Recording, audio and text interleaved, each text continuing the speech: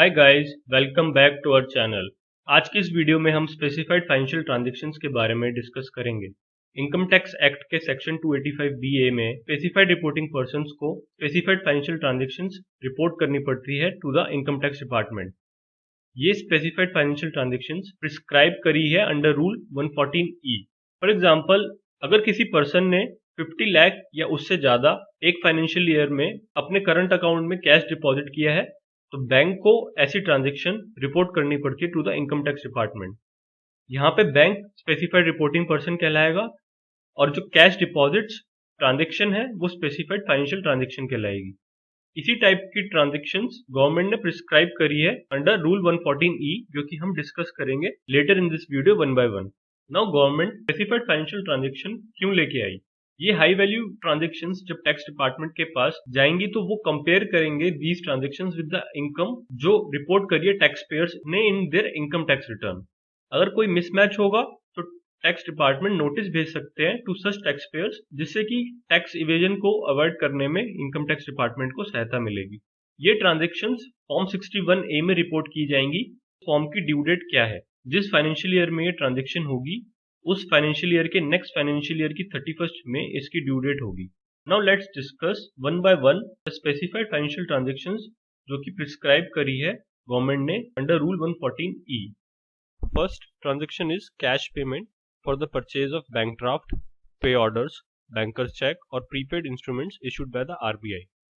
अगर कोई person cash payment करता है ड्राफ्ट बनवाने के लिए, पे ऑर्डर बनवाने के लिए, बैंकर्स चेक बनवाने के लिए या प्रीपेड इंस्ट्रूमेंट खरीदने के लिए, और उसकी कैश पेमेंट 10 लाख या उससे ज़्यादा फाइनेंशियल में होती है, तो ऐसी ट्रांजेक्शन्स बैंकिंग कंपनी या कोऑपरेटिव बैंक रिपोर्ट करती हैं to income tax authority by filing form 61A। Similarly, cash deposits and withdrawals in one or more current account of a person. अगर किसी पर्सन के करंट अकाउंट में cash deposits होते हैं या विड्रॉल्स होते हैं और उसकी लिमिट अगर 50 लाख और उससे ज़्यादा क्रॉस हो जाती है इन फाइनेंशियल ईयर, सो वो ट्रांजेक्शन्स भी रिपोर्ट होती हैं by banking company to income tax department. ये जो 50 लाख की लिमिट है, this is separate for deposits and withdrawals. Second transaction is cash deposits in one or more accounts of a person other than the current account and time deposits. अगर कोई person cash deposit करता है इन saving account, सो वो transactions अगर 10 लाख या उससे ज्यादा cross हो जाती है इन फाइनेंशियल ईयर, तो वो सारी ट्रांजेक्शन्स भी बैंकिंग कंपनी या पोस्ट ऑफिस या कोऑपरेटिव बैंक को रिपोर्ट करनी होती है to the income tax department. Third transaction is one or more time deposits other than renewed time deposit of another time deposit of a person. अगर कोई person किसी fix deposit में invest करता है किसी पर्टिकुलर बैंक में और उसकी लिमिट अगर 10 लाख या उससे ज़्यादा क्रॉस हो जाती है ड्यूरिंग द फाइनेंशियल ईयर, तो वो सारी ट्रांजेक्शन्स भी रिपोर्ट करता है bank, cooperative bank, post office, Nidhi company, NBFC to the income tax department. अब ये फिक्स डिपॉजिट्स में रिन्यूड जो टाइम डिपॉजिट्स हैं वो इंक्लूड नहीं होती। अगर आपकी किसी कोई FD पिछले साल में चल रही है और वो रिन्यू हुई है ड्यूरिंग द ईयर, सो वो इस लिमिट में कंसिडर नहीं होंगी। जो आपकी न्यू FDs होंगी वही ओनली कंसिडर होंगी। Now fourth transaction is credit card payments made by any person either in cash or by any other mode in a financial year. अगर कोई क्रेडिट कार्ड पेमेंट कर रहा है और वो कैश में उसने करी है ड्यूरिंग द फाइनेंशियल ईयर और वो 1 लाख या 1 लाख से ज़्यादा क्रॉस हो गया है, ऐसी ट्रांजेक्शन्स भी बैंकिंग कंपनी, कोऑपरेटिव बैंक या कोई कंपनी जो ऐसे क्रेडिट कार्ड इशू कर रहे हैं उसको रिपोर्ट करनी पड़ेगी टू इनकम टैक्स डिपार्टमेंट। अगर ये पेमेंट आप किसी और मोड में करते हैं other than cash, like online payment, by cheque payment, और वो 10 लाख या उससे ज़्यादा हो जाती है इन ए फाइनेंशियल ईयर, तो ऐसी पेमेंट्स, ऐसी ट्रांजेक्शन्स भी बैंकिंग कंपनी को या कोऑपरेटिव बैंक को रिपोर्ट करना पड़ेगा to income tax department. Fifth transaction is receipt from any person for acquiring bonds or debentures issued by the company or institution other than renewal. अगर कोई person bond या debenture खरीदता है और उसकी लिमिट 10 लाख हो जाती है ड्यूरिंग द फाइनेंशियल ईयर, उससे ज़्यादा हो जाती है, ऐसी ट्रांजेक्शन्स भी कंपनी को या इंस्टीट्यूशन जो बॉन्ड्स और डिबेंचर्स इशू कर रहा है उसको रिपोर्ट करनी होती है to the income tax department. इस लिमिट में जो आपके जो बॉन्ड्स और डिबेंचर्स अगर आपने रिन्यू कराए हैं वो नहीं इंक्लूड होंगे। Six transaction is receipt from any person for acquiring shares including share application money issued by the company. अगर कोई पर्सन शेयर खरीदता है चाहे वो पब्लिक इशू हो चाहे अदरवाइज हो, और उसकी लिमिट अगर during the financial year 10 lakh होती है या उससे ज़्यादा होती है, तो ऐसी ट्रांजेक्शन्स जो कंपनी जो इशू कर रही है शेयर्स उसको रिपोर्ट करनी पड़ती है to the income tax department about that person. 7 transaction is buyback of shares from any person other than the shares bought in the open market. अगर बायबैक ऑफ शेयर्स होता है किसी पर्सन से और उसकी लिमिट अगर 10 लाख या उससे ज़्यादा क्रॉस हो जाती है इन फाइनेंशियल ईयर, तो ऐसी ट्रांजेक्शन्स को भी जो कंपनी जो खरीद रही है, जो बायबैक कर रही है शेयर्स, वो रिपोर्ट करेंगी to the income tax department.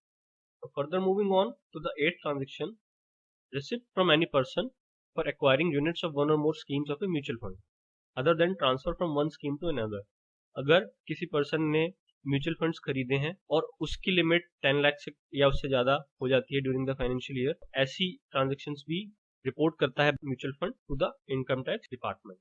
Ninth transaction is receipt from any person for sale of foreign currency, including any credit of such currency to foreign exchange card or expense in such currency through a debit or credit card, or through issue of traveler's check or draft or any other instrument। अगर कोई person foreign exchange खरीदता है through authorise person और उसकी limit 10 lakh और उससे ज़्यादा cross होती है ड्यूरिंग द फाइनेंशियल ईयर, तो ऐसी ट्रांजेक्शन्स भी रिपोर्ट करनी पड़ती है ऑथराइज पर्सन को। Authorise person can be your authorise dealer like banks, other institution, etc. Now 10th transaction is very important one. This is purchase or sale of immovable property। अगर कोई person purchase करता है immovable property या cell करता है immovable property during the financial year, और उसकी जो स्टैंप वैल्यू, जो स्टैंप ड्यूटी वैल्यू होती है, जो सर्कल रेट होता है, वो 30 लाख या उससे ज्यादा होता है, तो ऐसी ट्रांजेक्शन्स रजिस्ट्रार को रिपोर्ट करनी पड़ती है to the income tax department. And last transaction is cash receipt for sale by any person of goods or services of any nature other than specified at serial number 1 to 10। अगर कोई person goods और services cell कर रहा है और उसके लिए उसको कैश रिसिप्ट मिलती है और वो ड्यूरिंग द ईयर 2 लाख से ज्यादा हो जाती है, ऐसी ट्रांजेक्शन्स को रिपोर्ट करना पड़ता है to the income tax department by the person who is liable for tax audit. It means कोई पर्सन जो लायबल है फॉर टैक्स ऑडिट, उसने कोई सेल ट्रांजेक्शन करी है जो एक्सीड करती है 2 लाख से, और उसके लिए उसको कैश रिसीट मिली है जो कि एक्सीड करती है 2 लाख से, तो उसको वो ट्रांजेक्शन एज एसएफटी रिपोर्ट करनी पड़ेगी। इसको हम फर्दर एग्जांपल से समझते हैं। Messrs ABC liable to tax audit has made sale of goods to a party and issued the following invoices.